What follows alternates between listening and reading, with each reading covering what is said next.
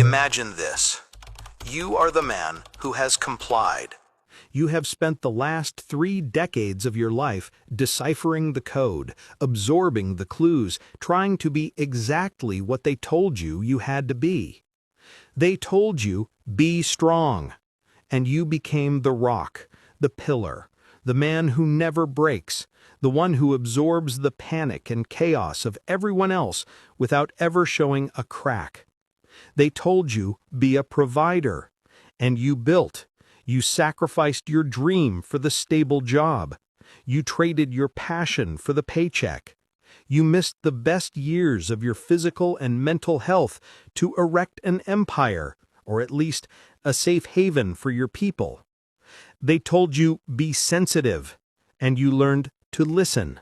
You swallowed your own logic, your problem-solving instinct, and you sat in the fire of irrational emotion, nodding, validating, becoming the perfect emotional pillar.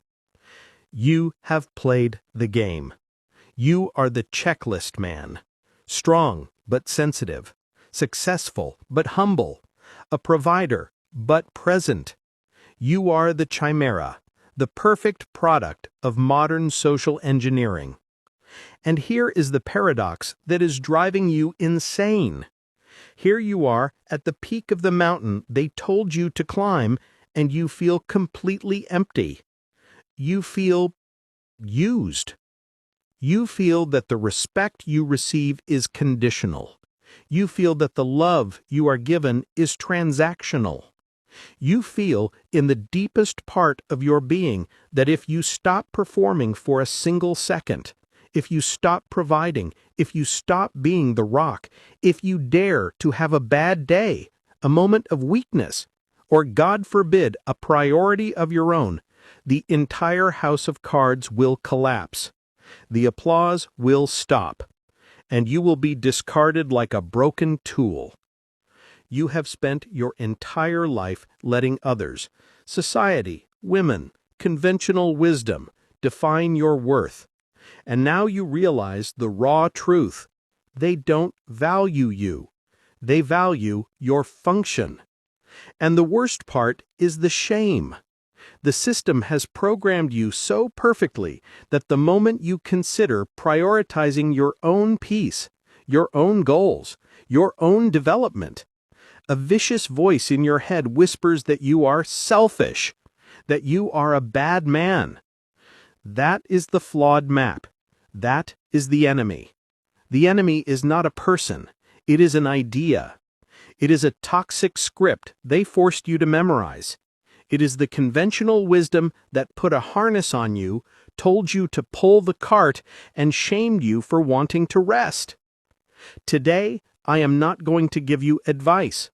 I am not going to tell you how to better balance the impossible demands. Today, we are going to burn that script. I am going to reveal the forbidden psychological machinery behind this trap. I will show you the architecture of control that keeps you prisoner to the approval of others. I am going to give you the knowledge that will allow you to dismantle this programming brick by brick until you are free. What you are about to hear in the next hour will shatter your understanding of responsibility and selfishness. It is going to hurt because you will see how many years of your life you have wasted performing in a play you did not write. But in the end, it will give you the only thing that truly matters, the power to define your own worth. It will give you your sovereignty. The first act of this transformation is an autopsy. We must dissect the corpse of the lies you have been sold, the lies you have internalized so deeply that you now believe they are your own voice. We must expose the programming before we can erase it. The first great lie, the cornerstone of your prison. Your worth is performed. You were taught that your value as a man is not intrinsic. It is not something you are. It is something you do.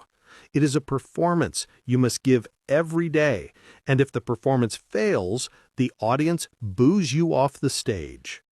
They gave you a social value contract, a list of requirements. Requirement 1, the infinite provider, your financial value. They told you material success would make you desirable. So you worked. You worked yourself to death. But you discovered a vicious paradox. The money you earn doesn't buy you respect. It just pays the entry fee. It becomes the baseline. It is expected.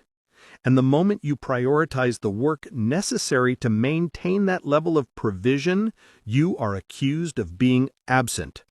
Money isn't everything, they tell you, while benefiting from everything your money buys. It's a game you cannot win. Requirement 2, the emotional pillar. They told you the modern man is emotionally intelligent, so you opened up. But you discovered the cruelest trap. Your strength is their pillar, but your weakness is your problem. You are encouraged to be vulnerable, but only in ways that are convenient for them. You absorb their chaos, their fears, their anger, and you are called strong. But the moment you express your own frustration, your own fear, your own exhaustion, you are suddenly negative, weak, or worse, toxic. You have become an emotional dumping ground, not a partner. Requirement 3, the contradictory Renaissance man. The modern script is a list of impossible contradictions. You must be strong, but gentle. You must be ambitious, but completely present. You must have passions and hobbies, but they must never interfere with your time for her or the family. You must be protective, but not controlling. You must be sexually assertive, but not aggressive. Do you see the trap? It is a tightrope designed for you to fail. It is an impossible standard that ensures you are always in debt. You will always be apologizing for something. You will always be striving for a goal that moves. Why is this flawed map so destructive? Because it robs you of your center. It forces you to live in a state of constant reaction. Instead of being the captain of your ship, you become a frenetic one-man band, trying to play all the instruments at once to please an audience that has already decided your performance is mediocre. It wasn't your fault. You weren't failing as a man. You were failing at trying to obey an instruction manual designed to make you fail. It was the map. Now, the revelation. If that is the flawed map, what is the truth? If the performance is the trap, what is the liberation? You are ready for the forbidden knowledge. You are ready for the psychological machinery that operates behind the curtain. The reason you feel like a prisoner is because you are one. You are living inside an invisible but incredibly powerful control system. I call it the architecture of approval. Think of it as a psychological prison. It has no steel bars. Its walls are made of ideas. Its guards are social expectations. And its primary weapon, the one that keeps you in your cell, is the one you have feared the most. The weapon is shame as a leash. Let's analyze this, because it is the most effective control mechanism ever designed to manage men. It works like this. The moment you deviate from the script, the moment you prioritize your own needs, the system pulls the leash. You decide to spend the weekend working on your personal project, your purpose, instead of some meaningless social obligation. You're selfish. The shame leash pulls. You set a firm boundary. You say no to an unreasonable demand on your time or energy. You're difficult, cold, or uncooperative. The leash pulls. You show frustration because your own needs aren't being met after months of satisfying everyone else's. You're weak or negative. The leash pulls. You dared to question the narrative, to point out the system's hypocrisy. You're toxic, resentful, or the buzzword misogynist. That is the hardest pull of all. Selfish is the key word. It is the system's silver bullet. You have been programmed since childhood to fear that word more than death. A real man is selfless. A real man sacrifices. So to avoid the pain of that shame, you go back to your cell. You go back to the performance. You go back to being the checklist man. You have spent your entire life trapped between two horrible options. Sacrifice your soul to get conditional approval, or be labeled selfish and bad for daring to be yourself. What is the antithesis of this prison? What is the truth that tears it down? It is the simplest and most revolutionary concept. It is the secret the architecture of approval doesn't want you to discover. Your worth is not performed. Your worth is intrinsic. You are not the performance. You are the performer. You are not a provider. You are a man who chooses to provide. You are not an emotional pillar. You are a man who chooses to offer support. The difference is subtle, but it is the difference between a slave and a king. The system wants you as a mirror of conformity. A mirror has no identity of its own. It only exists to reflect what is put in front of it. When society asks for strength, you reflect strength. When your partner asks for sensitivity, you reflect sensitivity. You are a vacuum, a tool. But you know what's ironic about a mirror? It's useful, it's functional, but no one desires a mirror. No one respects a mirror. They just use it to validate themselves. Your liberation is not to become a better mirror. Your liberation is to shatter the mirror. It is to stop being the mirror and become the source. The source does not reflect. It radiates. The source does not seek approval. It defines reality. The source does not perform to get value. Value emanates from its own existence. It is the sun, not the satellite. It is the mountain, not the billboard. This is the forbidden truth. The world and everyone in it does not respect what needs them. They respect what is, independent of them. So, how is it done? How do you go from being the mirror of conformity to the man who operates from the source? This is not a tactic. It is a complete operating system. It is a manifesto for your new life. I call it the sovereign framework. It is the set of rules that replaces the failed script of the architecture of approval. The sovereign framework is based on three non-negotiable principles.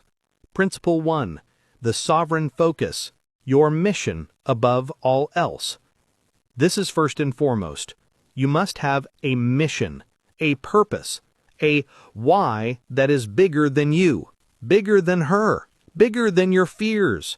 Your mission is your true north. It could be your business, your art, your physical development, your spiritual quest. It doesn't matter what it is as long as it is yours.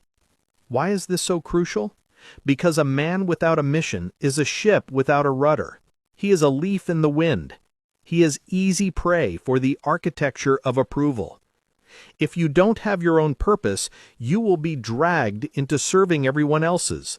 You will be defined by your partner's needs, your boss's demands, and society's whims. Your mission is your anchor. It is the source of your intrinsic value. When your mission is your number one priority, everything else in your life aligns. People, including women, reorient themselves around you. They either help you on your mission or they get out of your way. The system will scream selfish. The shame leash will pull with all its might. Do you love me or your work more? And your answer, calm and firm, from the sovereign framework is, that is the wrong question. My mission is what makes me the man you want to be with. I will not abandon it, and I will not apologize for it. Principle 2. The inner monastery. Your peace is non-negotiable. Your emotional state is your most valuable asset. It is your inner monastery, your citadel. On the old map, you were trained to be an emotional dumping ground, for your peace to depend on the peace of others. If she was unhappy, it was your job to fix it. In the sovereign framework, that ends. You are solely responsible for your internal state, and no one else has the right to disturb it. This doesn't mean you become a heartless hermit. It means you stop being reactive. You are an observer of chaos, not a participant. If someone, your partner, your boss, the world, brings you drama, chaos, or toxicity, you do not join them in the mud. You stay in your monastery. You apply a filter. I understand you were upset, but I will not participate in a fight. I respect your opinion, but my decision is made. I will not allow myself to be spoken to that way. Real strength isn't absorbing others' poison. Real strength is refusing to drink it. Your peace becomes your standard, and anyone who repeatedly threatens it loses the privilege of your presence. This is emotional sovereignty. Principle 3. The investment audit. Value is bestowed, not given away. The checklist man gives away his resources, time, energy, money, attention, hoping that one day they will be returned. He is a beggar giving away gold, hoping for bronze in return. The man in the sovereign framework is an investor. He understands his resources are finite and valuable, and he invests them only where there is respect and reciprocity. Start an investment audit. Look at your life. Where are you investing your most valuable energy? In people who drain you? In relationships that are one-sided? In a job that disrespects you? In the sovereign framework, you stop over-investing in non-performing assets. Your generosity becomes conscious. It is not a bribe to be liked. It is a reward for loyalty. Your support is not an obligation. It is a gift bestowed upon those who deserve it. This gives you immense power. People learn quickly that your attention is valuable, that your respect is earned, and that your time is the scarcest resource of all. You stop being the backup option. You become the prize. This is the emotional climax. This is the power pivot. The moment you begin to live by the sovereign framework, the moment you stop being the mirror of conformity and become the source, the world around you will panic. The architecture of approval will not give up its control without a fight. This is where your vindication occurs. The people around you, the ones who benefited from your submission, the ones who used you as a pillar, provider, and dumping ground, will rebel. And they will use the only weapon they have left, shame as a leash.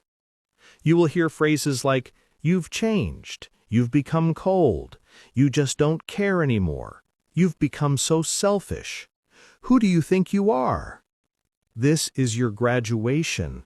This is not your failure. It is your victory. Because these accusations are not a reflection of the truth. They are a reflection of their loss of control. When they say, "You've changed," what they're really saying is, "I can't manipulate you anymore." When they say, "You've become selfish," what they're really saying is, "You have stopped prioritizing my needs above your own," and that terrifies me. The collapse of the system around you is the proof of your internal ascension. Their panic is the sound of your chains breaking. The accusation of selfishness is the applause of your freedom. You didn't lose their respect when you prioritized yourself. You revealed, once and for all, that you never had it. They only had respect for your function. And here is the poetic justice. By stopping your search for their respect, by stopping your performance to win their approval, you finally become respectable. You finally become magnetic. But the irony is that by then, their approval will mean very little to you, because you will have replaced it with something infinitely more powerful, your own respect. Now, the moral warning. This knowledge is power. The sovereign framework is an incredibly potent tool. Do not use it to become a tyrant. The goal of this knowledge is not to oppress others, just as you were oppressed. The goal is not to become a heartless narcissist. The goal is freedom. The goal is to protect your peace, build your empire, and live life on your own terms. The man who is the source is a pillar by choice, not by obligation. He is generous by decision, not by weakness. He is a king, not a dictator. Use this knowledge to build yourself so strong, so solid, so centered on your mission that you become a lighthouse. Some will be inspired by your light. Others will complain it is too bright. It doesn't matter.